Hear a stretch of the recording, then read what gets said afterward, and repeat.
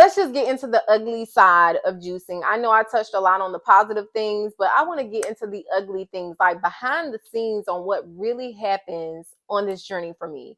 So the first thing I want to point out, and I am going to link that video, it took me 3 hours to do the voiceover on that video. Why? Because I was so congested. Like, I kept sneezing. Sneezing was the absolute worst.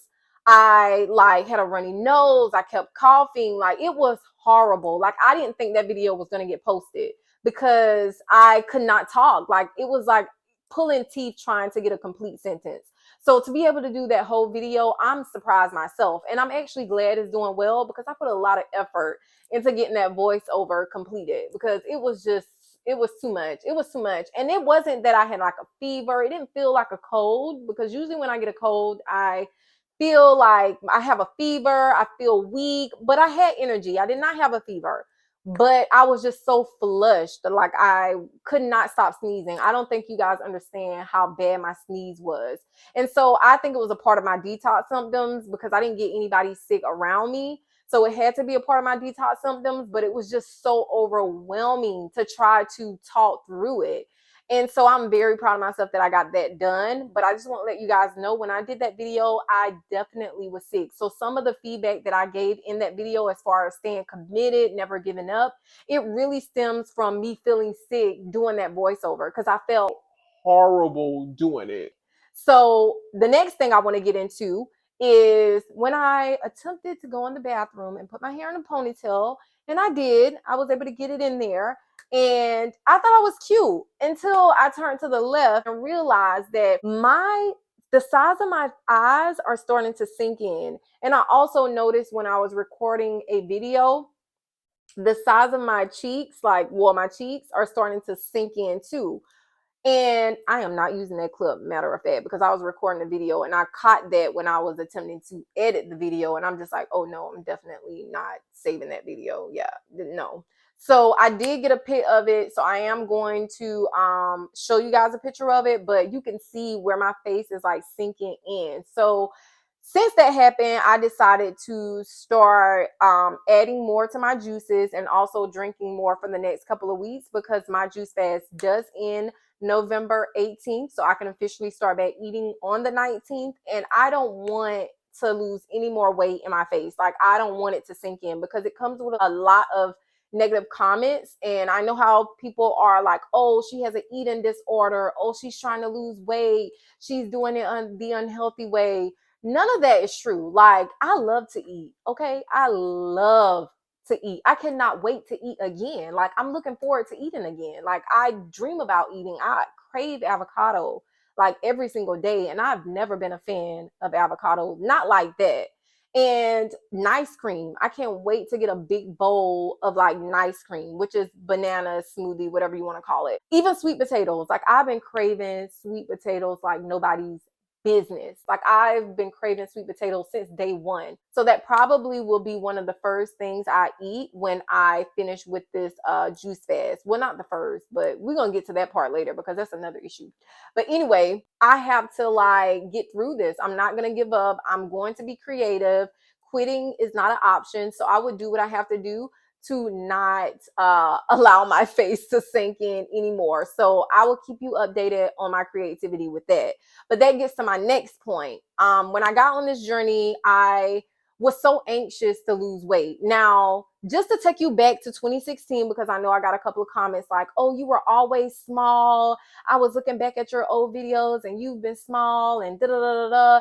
Yes, back in 2016, when I was having issues with fibromyalgia, and I got stressed out, and stress kind of added to lowering my immune system and, increasing the inflammation in my body. It was just a bad time back then. And I went on this raw vegan diet and I lost all this weight and I started going to the gym consistently and everything was a-okay until 2020. So I don't think I need to tell you guys what happened in 2020, but you know what happened in 2020. So the gym closed. So it broke my habit of going to the gym. I am not a workout at home type of person. So over time, I slowly started to gain weight because I started eating what I wanted. I started drinking. I started, just completely messed up my sleeping habits. I was being like stressed more because I almost lost my job. It was just a lot going on at that time.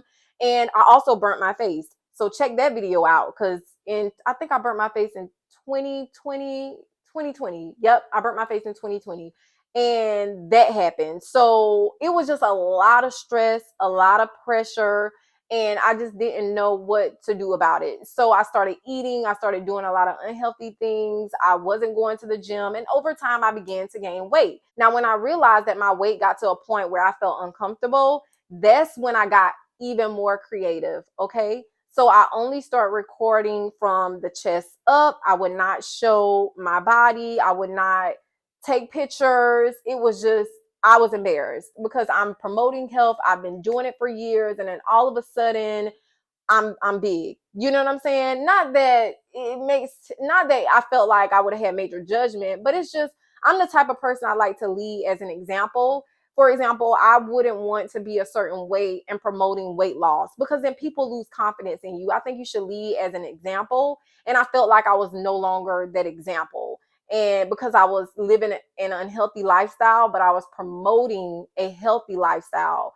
And so it was just taking a toll on me mentally. I felt like I wasn't really doing what I was supposed to do. I was recording on YouTube, I was posting videos. However, my personal life was all over the place.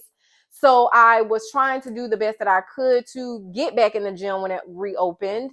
But at that point, the habit was already broken. So I wasn't able to get back into it like I wanted to. Also, it was just a lot at that time. So over time, I began to gain weight. And as you can see, if you look back at any of my older videos, you will see, or from 2021, you will see that my face was like much fatter. Like it was much fatter. I just really didn't show my body. When it came to my stomach, thanks to genetics, my stomach doesn't poke out a lot when I gain weight, but I get love handles like crazy. Okay. So had a lot of love handles. Also, my thighs and butt was like big. And I wouldn't say super big, but big to the point where I was uncomfortable because I don't like being on the thicker side. And naturally, when you get to a weight that you've never been at before, you become uncomfortable. And that's normal. So I just had gotten to a weight where I just felt so uncomfortable. I just did not want to film at all. Like I just didn't like the way my clothes fit. My boobs were huge. Like even I am going to link a video so you guys can see, like even my boobs were like so huge. And I was just so self-conscious about a lot of things. And so I would try to hide it the best way I could. But to let you guys know, I definitely was pushing 170. Like I was close to it. Like I was very close to 170. Getting on this juice fast, it helped me out a lot because I'm in the gym now, building that habit back again. So now I have the habit of going to the gym every day. And now I'm able to lose weight. I'm on a juice fast. So I was excited about it up until I reached my goal weight, which was 130. And now I'm 130. It's like, wait a minute now. I don't want to lose any more weight. I don't want my face to sink in anymore. So for the past week and a half, I've been drinking more juice, adding in more vegetables, as I mentioned, to hold on to that 130. So far, so good, but I still have a couple of weeks to go before my juice fast is over. So I am trying to hold on to it with my dear life. I don't think you guys understand how much I'm trying to hold on to it. I really am. It's just going through the motions. Like I really don't want to like give up because as I mentioned, when you start to lose a lot of weight, a lot of people tend to have things to say. Not that I care, but I just don't want it to be interpreted as like, oh, she just wants to lose weight. This is really for health, okay? Health purposes. And I think that it's wise to like keep your opinion to yourself or ask questions, okay? And you will get the answer. But it's just like difficult, just going through the motions with the weight loss part. So there's no more cardio, only weight training. Now, the scariest part of this journey is the panic attacks. So typically people have panic attacks throughout the day. Not Whitney. I would have panic attacks in the middle of the night, like wake up, like feeling like I'm about to like die. Like it was bad. And it was like my whole body would go numb. You know how, like, if you ever got really, really, really bad news and your body just freeze up, you kind of go into this like shock. Like, that's how my body was feeling, like in the middle of the night, at the same time waking me up out of my sleep. And so this went on for about a week, and it was very scary because it was at the same time and in the middle of the night, and the same feeling. And it was just like my vision was a little distorted too. So even waking up, having a panic attack, it was like everything was like looking different in my room. So it was a very, very scary experience, to the point where I thought I was going to have to talk to somebody. But once it kind of faded away, it made me realize that it was a lot of trapped emotions, trapped trauma, suppressing my trauma and not really dealing with it. And I learned my lesson with that. Like, sometimes you just have to face your trauma, because it will creep back up on you in the long run. And I had to realize that the hard way. But for the most part, I'm glad that stage is over. I hope it does not come back, because I feel like I'm in a season of emotionally detoxing on this journey. Now, the physical detox part was not as bad, other than the panic attacks, but and that's a little bit physical and emotional. But the panic attacks and also the congestion, like little things like that, I expected, but I really didn't think much about the emotional part of it. And I am experiencing a lot of emotions at this point, just emotional detoxing. And I decided to take today off from work and just focus on myself. My daughter's at school. I'm able to just relax and, you know, feel myself, like just listen to some great music and just stay positive, stay away from toxic TV, toxic music, toxic podcasts, toxic videos on YouTube, like just staying positive, ignoring negative comments. Not that I get any, but ignoring negative comments from anybody about my journey, and just staying focused, like literally tunnel vision is where I'm at right now. And just to carry on into another one of my fears, the fear of breaking my juice fast. I don't know if that sounds crazy or ridiculous, but I am in fear of breaking my juice fast, only because I don't know what to do exactly. I didn't, when I got on this journey, I didn't really think about, the end. I was thinking about just staying consistent in the beginning and starting. You don't really think about the end. Like, I know about the broth, which I can get some broth, which I got broth actually, but a lot of people say I should make it myself. So I will look that up and make it myself. But how long do you drink the broth? And then also, when do you introduce solid foods? And is that fruit or is it cooked food? When do you officially, incorporate cooked food? And the reason why I'm asking is because I break my fast on the 19th, but Thanksgiving is on the 24th. So I'm wondering, like, will I even be able to eat on Thanksgiving? Because this is not coming off of like a 7-day juice fast. This is coming off of a like 90-day juice fast. I have no clue how my stomach is going to respond to this. I think it's going to do well with fruit, but I don't know how it's going to do with like cooked food. And that's what I'm afraid of. So I really have to do more research, not so much of what to eat, but so much of how long I should be drinking broth before I go into like raw foods, and how long should I be eating raw foods before I go into like the cooked food and get back to like being able to eat cooked food. That part I don't know, and that's the part that kind of scares me a little, because I really don't want to mess up my gut. Like, my gut feels so great now. I don't get bloated anymore. Like, the inflammation in my body has like really gone down. I'm really loving that. I don't get headaches anymore. I used to get headaches a lot in the beginning of the juice fast. My body has become so used to what I'm doing now that I don't know, introducing anything foreign to my body, according to what I'm going through now, that could be foreign, and my body may just like flip out. I don't know. So if you have any ideas, any comments, ever did a prolonged juice fast and you want to share how you broke it, please drop a comment, because I need to know. Okay, I really need to know. Overall, I think I might have gotten sick twice, which was very unpleasant.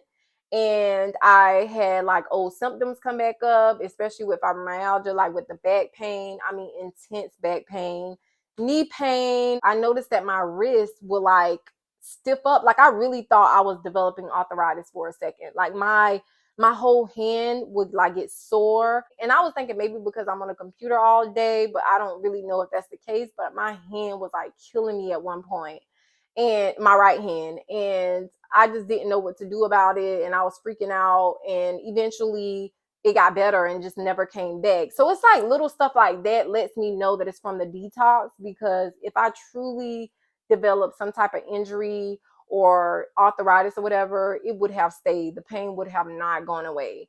And so that was something that I noticed. Also, my gums were like really irritated, like to the point where I went to the dentist and they told me everything was fine.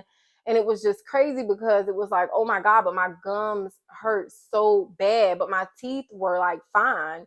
And over time, I think that had lasted for a minute. It lasted for like 2 weeks, but eventually it got to the point where I was fine. And at first I thought it was because of the fruit, but they told me that my teeth were fine. Like I didn't develop like new cavities or anything like that. So I think that was a part of like just detoxing, my gums or whatever. And I don't know. I'm still confused about the gum pain, but I'm glad that part is over as well. But just a lot of different things that I've noticed, like with my body, just like adapting and changing and detoxing. And I'm just loving the process. Like I mentioned, the good always outweigh the bad. I just wanted to highlight some of the bad things that I've gone through and may still go through, because I still have about 2.5 weeks.